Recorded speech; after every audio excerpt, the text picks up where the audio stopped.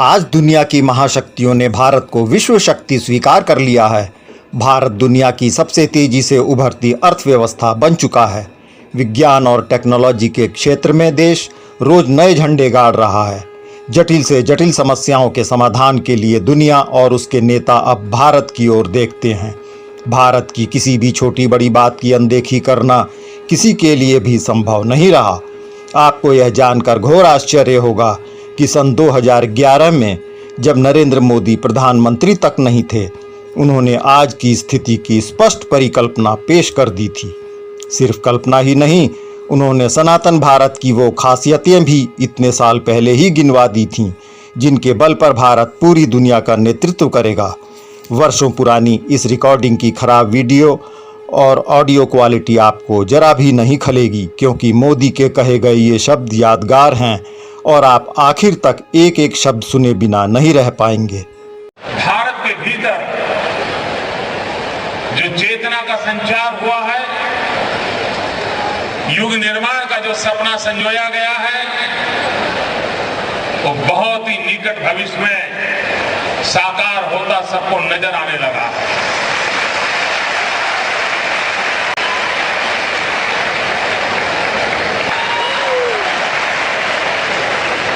ये वो कालखंड है जिस समय में गायत्री परिवार के इस आंदोलन के जन्मदाता पूज्य आचार्य जी की जन्म शताब्दी है। तो इसी कालखंड में पूरे विश्व के युवा को आंदोलित करने का जिनका सामर्थ्य था, ऐसे स्वामी विवेकानंद जी के 150वें वर्ष की मनाने का भी पूरे देश में एक बहुत बड़ा उपक्रम होने वाला है। तो एक तरफ शताब्दी समारोह होगा, एक तरफ दूसरे आध्यात्मिक पुरुष के 150 वर्ष मनाए जाते होंगे, और भारत का जो मूल आत्मा है वो आत्मा अध्यात्म है, और उस अध्यात्म के भरोसे ही व्यक्ति के जीवन को नई ऊंचाइयों पर ले जाया जा सकता है। उस दिशा में जो प्रयास होने वाला है वो सुफल देगा। आज पूरे विश्व में भारत सबसे युवा देश है। 21वीं सदी ये ज्ञान की सदी है।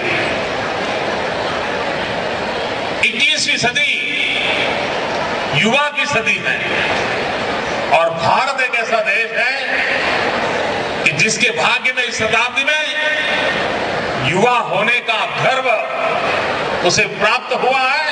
और यही देश ऐसा है कि जिस भूमि में ज्ञान की उपासना वेद से विवेकानंद तक चलती आई है, और इसी परंपरा के कारण, और मानव इतिहास से कहता है कि जब जब मानव जात ज्ञान युग में प्रवेश किया है, तब तब भारत ने मानव जात का नेतृत्व किया। 21वीं सदी अगर ज्ञान की सदी है तो बहुत स्वाभाविक है कि उस ज्ञान की सदी का नेतृत्व भी ज्ञान की इस धरती भारत के पास रहने वाला है। और उसके लिए हम सज्ज है क्या? हमने अपने आप को उसके लिए योग्य बनाया है क्या हम दुनिया की अपेक्षाओं को परिपूर्ण करने के लिए अपने आप को सज्ज कर रहे हैं क्या?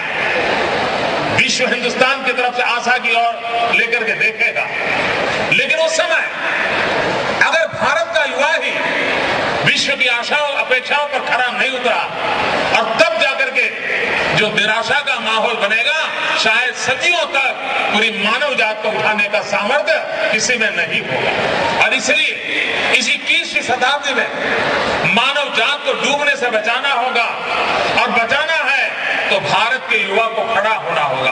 और अगर भारत के युवा को खड़ा होना होगा तो उसके मूल आध्यात्मिक तत्वों के अधिष्ठान पर खड़ा होना होगा, और जो अधिष्ठान मूलतः है, जो देने की बात करता है, तेन तख्तेन भूंजी था, ये जिस भूमि में है जहां तेन तख्तेन भूंजी था की बात है, जिसको दूसरे अर्थ में देने की ही बात कहना है, जिसको दिया के रूप में जान सकते हैं, उस मूवमेंट को हम बल देंगे। मैं मानता हूं कि हम उस आध्यात्मिक चेतना को प्राप्त करके नई ऊर्जा को अपने भीतर संचारित कर सकते हैं। भाइयों बहनों, कभी कभी हम लोग बहुत सोचते हैं कि मैं मेरे लिए कुछ करूं, ये जो कुछ भी है वो मेरा है, मेरे कारण है, मेरे अपनों के कारण है। और यह सोच जो है वो पश्चिम के विचारों से प्रेरित सोच है। इस धरती की सोच ये नहीं है। ये धरती की सोच तो ये है कि ये तो सब पूरे ब्रह्मांड की रचना जो है उसमें जो कुछ भी है मैं उपभोक्ता नहीं हूं, मैं तो एक ट्रस्टी हूं। मेरे नसीब और मेरी आवश्यकताओं की पूर्ति के लिए जितना है उस पर ही मेरा अधिकार है, बाकी सारे पर इस सृष्टि का, इस समष्टि का अधिकार है। ये मूल चिंतन हमारा है। लेकिन जब से पश्चिम के विचारों का प्रभाव हम पर आया तब सोच ये बनी, ईट ड्रिंक एंड रीमैरी, मौज करो। हमारे देश में भी एक चारवाक हो गए थे, वो कहते थे ऋणम कृत्वा धृतम पिबेत, अरे कर्ज करो घी पियो। लेकिन वो हिंदुस्तान के थे, उसने घी पीने की बात कही। अगर वो पश्चिम के होते तो शायद शराब पीने के लिए कह देते।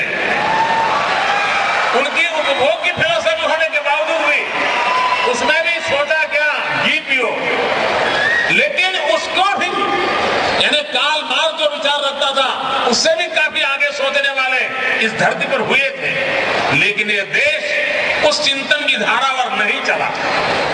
यह देश ट्रस्टीशिप के सिद्धांत पर चला। यह प्रकृति का पोषण करने वाला रहा।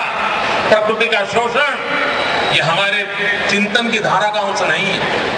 एक्सप्लॉयटेशन ऑफ द नेचर हमें ईश्वर ने अधिकार नहीं दिया है।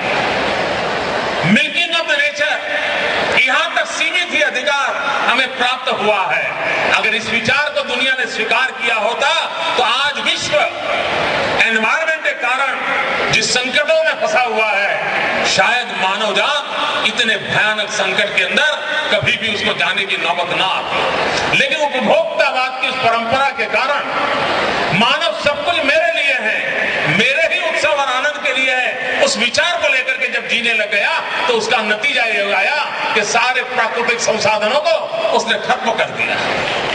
जब मानव जाति इतने बड़े संकट से गुजर रही है तब उपभोक्तावाद की परंपरा बनी है, तब तेन तत्तेन भुंजिता का सिद्धांत लेकर के दुनिया को देने का सामर्थ्य किसमें है? कुछ देंगे तो इसी धरती के संतान दे सकते हैं। वो दिया किसने दिया?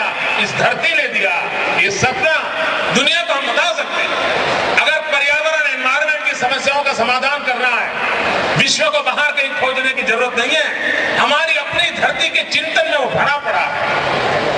महात्मा गांधी के जीवन को भी देखें तो भी हमें मिल जाएगा रास्ता कि मानव को, पूरी सृष्टि को, प्रकृति को बचाने का रास्ता क्या हो सकता है। आवश्यकता है हमारा उस पर भरोसा हो जाए। हजारों साल हमारी सांस्कृतिक विरासत होने के बाद भी हमने मानव जीवन को कष्ट हो ऐसी किसी परंपरा को विकसित नहीं किया।